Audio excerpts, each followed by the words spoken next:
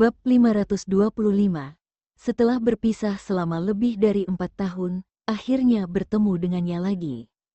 Vito hanya menganggap Dea menemukan sesuatu yang baru. Vito langsung menyetujuinya.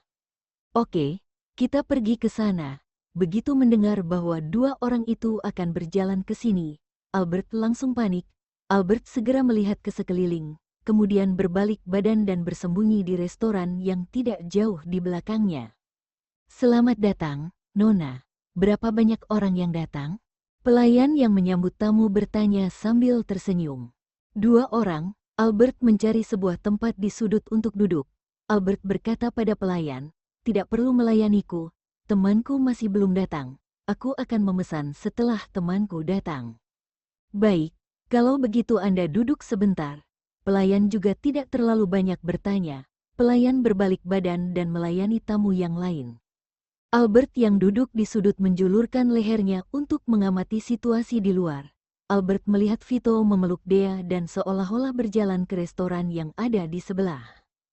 Beberapa menit kemudian, Albert menarik napas dalam. Albert berdiri dan berjalan keluar dari restoran. Albert berdiri di luar restoran yang dimasuki oleh Vito dan Dea. Albert melihat situasi di dalam restoran melalui kaca yang bersih dan bebas debu, tapi malah tidak melihat orang yang ingin ditemukan olehnya. Albert menebak bahwa sesuai dengan identitas Vito, Vito seharusnya memesan kamar pribadi. Setelah itu, Albert secara khusus memilih restoran dengan kaca privasi. Albert bisa melihat segala sesuatu yang terjadi di luar, tapi orang luar malah tidak bisa melihat situasi yang ada di dalam restoran. Albert duduk di tempat yang dekat dengan jendela. Albert memesan 2 hidangan dan makan dengan linglung. Albert mengamati situasi di restoran yang ada di depan. Setelah makan selama setengah jam, Albert baru melihat Vito memegang tangan Dea dan berjalan keluar. Albert segera memanggil pelayan untuk membayar tagihan. Albert memasukkan uang yang disiapkan olehnya kepada pelayan. Albert berjalan keluar dari restoran dengan terburu-buru. Setelah Dea selesai makan dengan Vito, mereka berjalan keluar dari restoran. Dea melihat ke sekeliling dengan sedikit linglung. Vito juga menyadarinya. Tapi setelah bertanya pada Dea apa yang terjadi, Dea juga tidak bisa mengatakannya dengan jelas. Mommy, Daddy, aku sudah merindukan Mommy. Setelah berjalan sejenak, Dea berkata dengan mata memerah. Kalau begitu setelah selesai berbelanja nanti, Daddy akan membawa Dea untuk mencari Mommy, oke? Vito membujuk Dea, bagaimana kalau kita pergi sekarang saja? Dea mengendus. Dea bertanya dengan nada yang kasihan. Vito tidak tega melihat mata Dea memerah. Setelah berpikir sejenak, oke, kalau begitu Daddy akan membawa Dea untuk mencari Mommy. Setelah berkata, Vito menelepon Yames dengan menggunakan ponsel. Vito berencana untuk menanyakan di mana keberadaan ibunya Dea. Di tempat yang tidak jauh dari sini. Karena takut Vito akan menyadari bahwa ada seseorang yang mengikutinya, Albert tidak berani terlalu dekat, serta tidak bisa mendengar apa yang dibicarakan oleh Vito dan Dea. Setelah itu, Albert melihat Vito mengeluarkan ponsel, tidak tahu apa yang dibicarakan oleh Vito kepada pihak lain. Tidak lama kemudian, Vito langsung menyimpan ponselnya, kemudian bergumam di sebelah telinga Dea dengan suara yang rendah. Vito langsung membawa Dea berjalan masuk ke dalam lift. Albert segera berjalan ke sana. Begitu melihat lift yang dimasuk oleh Vito turun ke lantai pertama tanpa hambatan, hati Albert menjadi tegang. Albert menebak bahwa Vito dan Dea mungkin akan pulang. Albert segera menekan lift yang ada di sebelah. Kebetulan lift di sebelah akan turun ke bawah. Beberapa detik kemudian, lift sudah tiba. Setelah masuk ke dalam lift, Albert terus menatap angka yang menurun. Setiap turun 1 lantai, ada seseorang yang masuk dan juga ada seseorang yang keluar. Setiap kalinya harus menunggu kurang dari 10 detik. Tapi Albert malah merasa waktu berlalu sangat lama. Setelah menarik napas dalam, Albert menahan ketidaksabaran di dalam hatinya. Pada akhirnya tiba di lantai 1. Begitu pintu lift terbuka, Albert langsung berjalan keluar dari lift. Tapi pada detik selanjutnya, Albert melihat Vito dan Dea berdiri di depan pintu lift. Albert tiba-tiba menghentikan langkah kakinya.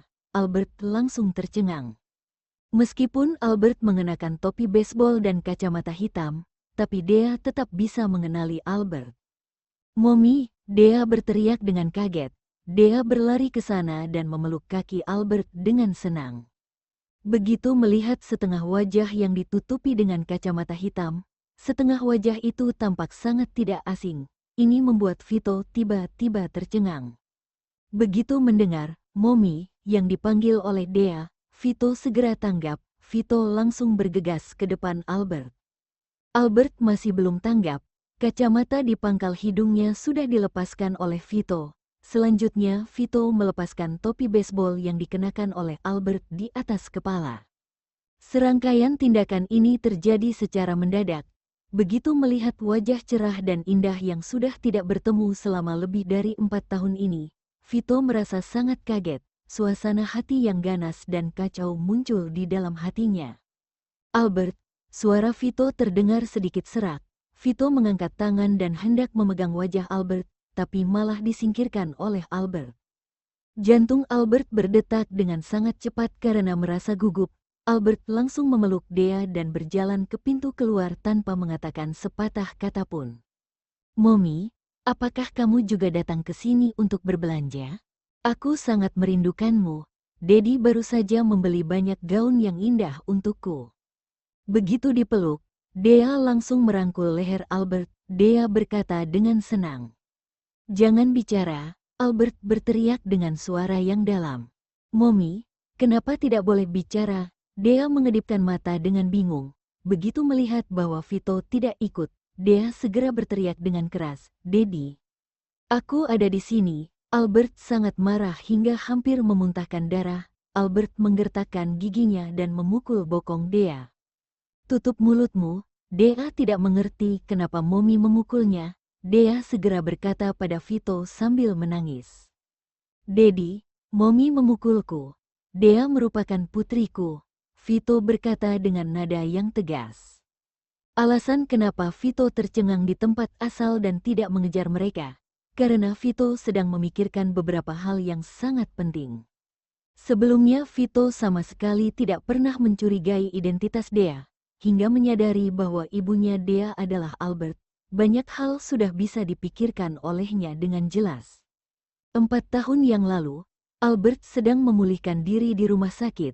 Kemudian sebelum Albert pergi, mereka pernah berhubungan seks. Karena berada di rumah sakit, Albert yang mengambil inisiatif. Masalah ini terjadi secara mendadak. Sama sekali tidak sempat untuk menyiapkan kondom. Mereka langsung berhubungan seks.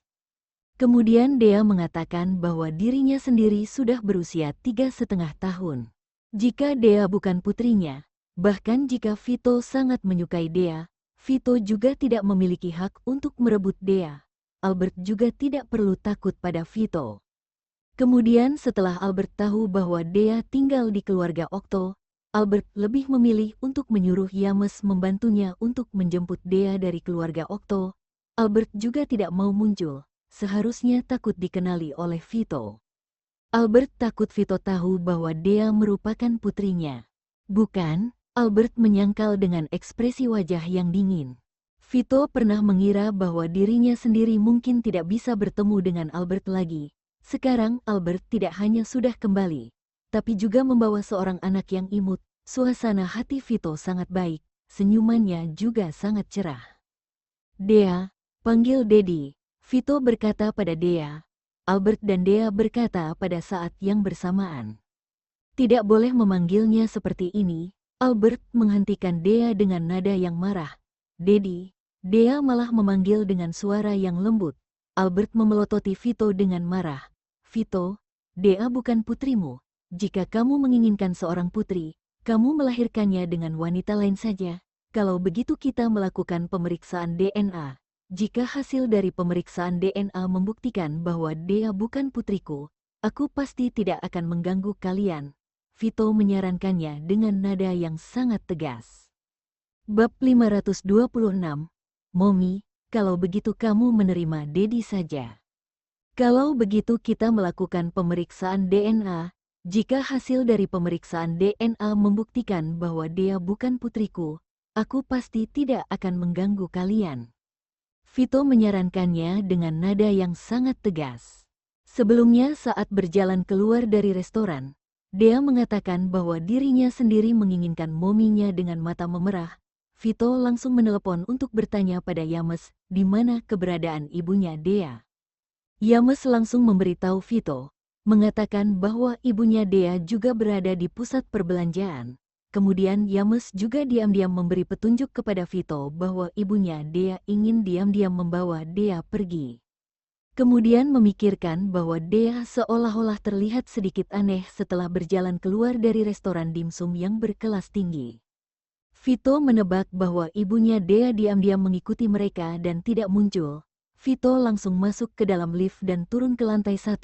Jika ibunya Dea mengira bahwa mereka akan pulang, ibunya Dea pasti akan duduk lift untuk turun ke bawah. Seperti yang ditebak oleh Vito, setelah tiba di lantai 1, Vito dan Dea langsung menjaga di depan pintu lift. Pada akhirnya memaksa ibunya Dea muncul dengan mudah. Hanya karena kamu mengatakan bahwa Dea merupakan putrimu, apakah aku harus bekerja sama denganmu, membiarkanmu dan Dea melakukan pemeriksaan DNA? Awas kamu, Albert berkata dengan nada yang marah. Jantungnya berdetak dengan cepat karena merasa gugup dan takut.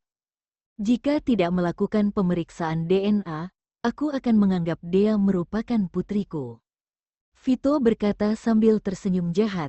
Jika bukan karena Albert memeluk Dea, Vito sudah lama ingin memeluk Albert ke dalam pelukan. Vito tidak akan membiarkan Albert melarikan diri lagi. Setelah berjalan keluar dari pusat perbelanjaan internasional, Albert berteriak dengan marah, "Vito, bisakah wajahmu jangan begitu tidak tahu malu? Seberapa tidak tahu malunya diriku, kamu bukan tidak tahu."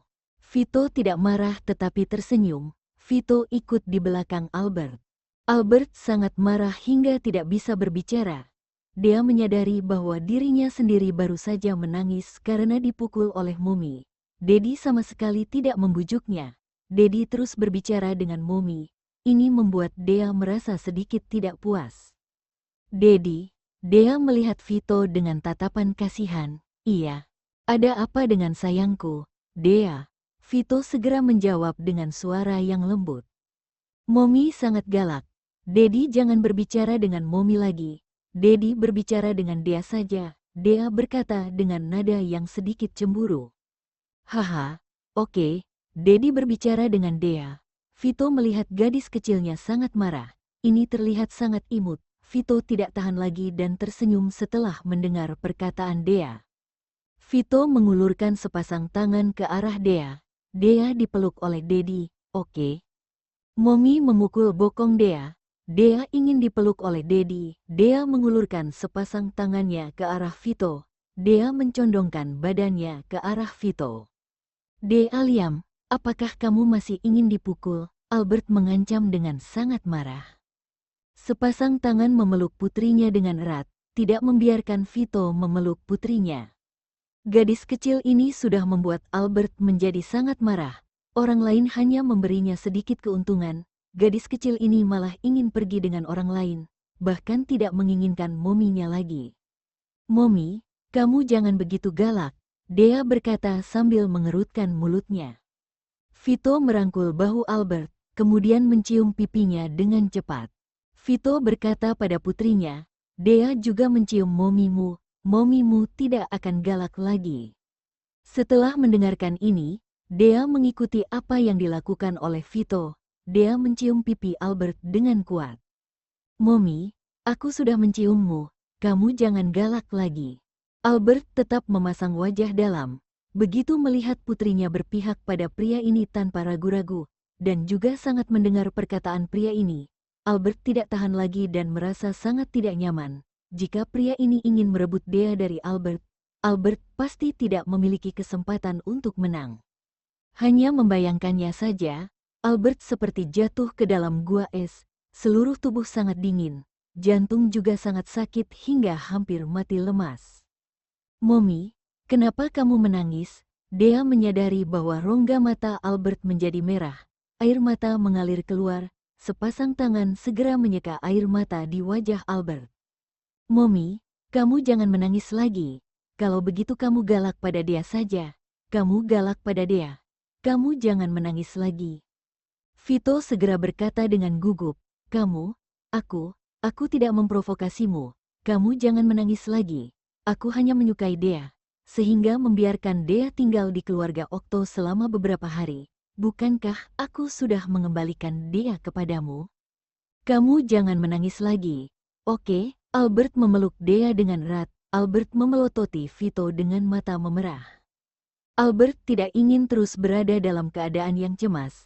Albert tanpa sadar membicarakannya terlebih dahulu. Albert berkata dengan menggertakkan gigi, Vito, Dea merupakan anak yang dilahirkan olehku dengan susah payah. Aku yang membesarkannya hingga begitu besar. Aku tahu bahwa aku tidak bisa mengalahkanmu, tapi jika kamu berani merebut Dea, aku akan mempertaruhkan nyawaku untuk membunuhmu. Vito mengerutkan bibirnya. Vito menatap Albert dengan tatapan yang dalam. Begitu melihat tatapan Vito yang seperti itu, Albert menjadi sangat cemas dan tidak tenang. Seluruh hatinya menjadi tergantung. Beberapa saat kemudian, Vito berkata dengan sombong, "Kamu tidak bisa membunuhku." Albert tahu bahwa perkataan Vito merupakan perkataan yang benar. Bahkan jika Vito benar-benar ingin merebut Dea, Albert juga tidak bisa membunuh Vito. Ada banyak wanita yang bersedia untuk melahirkan anak untukmu. Apakah kamu harus merebut Dea dariku? Albert menggigit bibirnya, rongga mata memerah lagi. Dea merupakan satu-satunya kerabatnya dan juga nyawanya. Jika pria ini benar-benar ingin merebut Dea dengannya, ini secara tidak sengaja menginginkan nyawanya dan memaksanya untuk mati. Aku tidak mengatakan bahwa aku ingin merebut Dea darimu. Vito terdiam sejenak. Vito membujuk sambil tersenyum jahat. Daripada mengkhawatirkan bahwa aku merebut hak asuh Dea, kemudian kamu mencari cara untuk membunuhku, lebih baik kamu menerima aku saja. Kedepannya aku akan menjadi milikmu. Dea juga akan menjadi milikmu.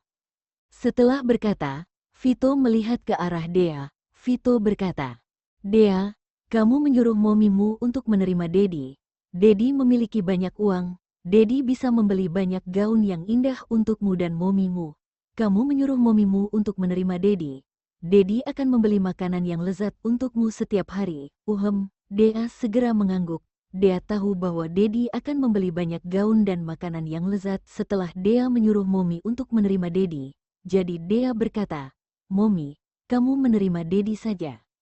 Albert merasa bahwa pria ini benar-benar sangat tidak tahu malu.